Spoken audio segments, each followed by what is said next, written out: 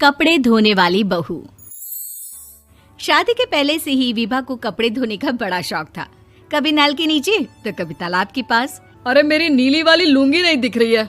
विभा की अम्मा, कहाँ रखी है लुंगी? अरे वो तो विभा ने परसों ही धोकर रखी थी आपकी अलमारी में, देखो वहीं होगी। वो ना मैंने आज धो दी, मुझे लगा कि गंदी हो गई होगी। अरे कैसे गंदी हो गई थी? उसे तो मैंने पहना भी नहीं। हे भगवान, इस लड़की के कपड़े धोने की आदत से परेशान हो गया हूँ मैं। जितना तो घर में राशन नहीं आता, उससे कहीं ज्यादा डिटर्जेंट पाउडर का खर्चा है। इसकी शादी करवा दो, शादी जाए अपने घर में ही करे काम, फिर चाहे घर के कपड़े धोने हो या पूरे गांव के। हाँ ठीक बोल रही हो, देखता हूँ मैं कोई लड़का। वो दिन भी आ जाता है जब विभा को देखने लड़के वाले आ जाते हैं। लड़की मुझे अच्छी लगी।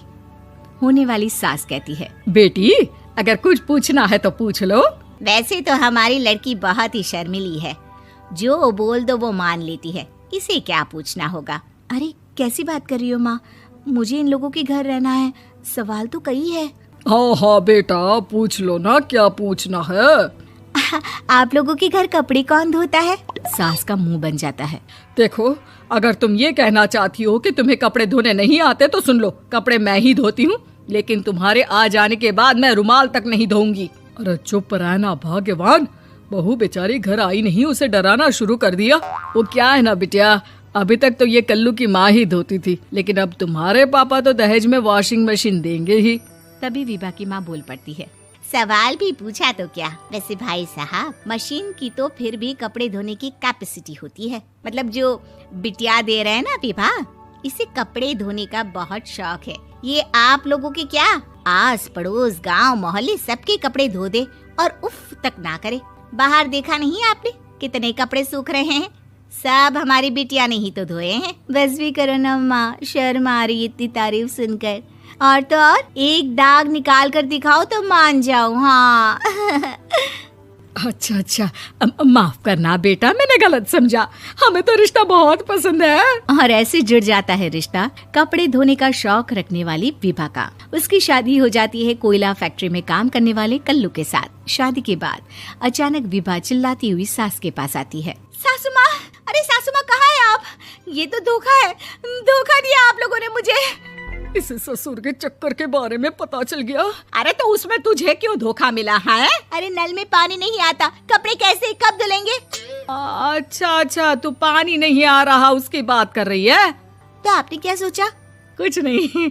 अच्छा, तेरी माँ ने कहा था कि कपड़े धोने का शौक है तुझे, याद आया मुझे। शौक बोलकर कपड़े धोने वाले मेरे जुनून को कम ना आके सासू माँ, कपड़ा धोना मेरा गुरूर है।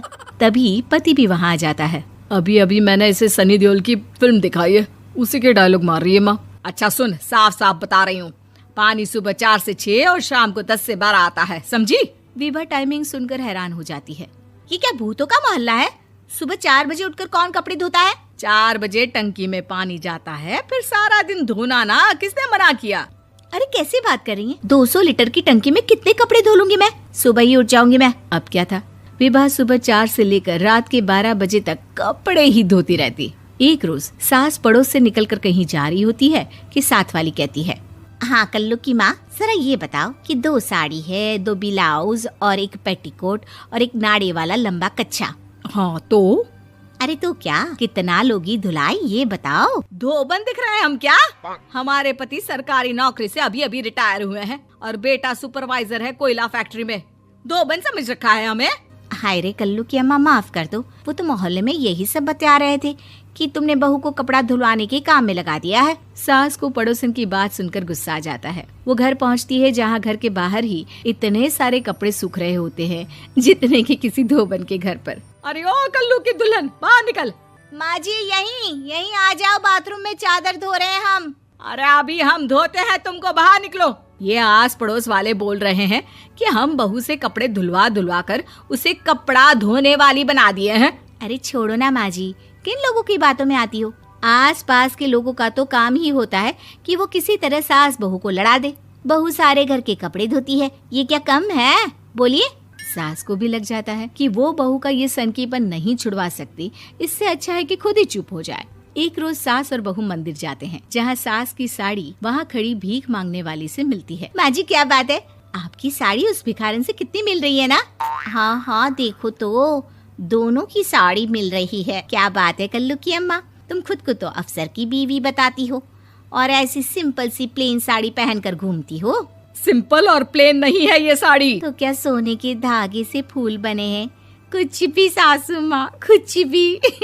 हाँ बने थे इस साड़ी में सोने के धागे से फूल। मेरे पति लेकर आए थे मद्रास से स्पेशली मेरे लिए 10,000 की। ताहे भाई साहब इस भिखारन के लिए भी सेम टू सेम साड़ी लेकर आए होंगे 10,000 की। सास उस वक्त तो कुछ नहीं कहती, लेकिन बहू के साथ घर आती है और अलमारी से एल्बम निकाल कर लाती है। ये साड़ी देख रही है, ये वही साड़ी है जिसे मैंने अभी पहना था। इस साड़ी में ये जो चमकदार फूल दिख रहे हैं ना, ये सोने के धागों से काढ़े गए हैं। लेकिन तू लोकल वॉशिंग मशीन ब्रश से घिस घिस कर सारे फूलों को निकाल कर साड़ी प्लेन कर दी।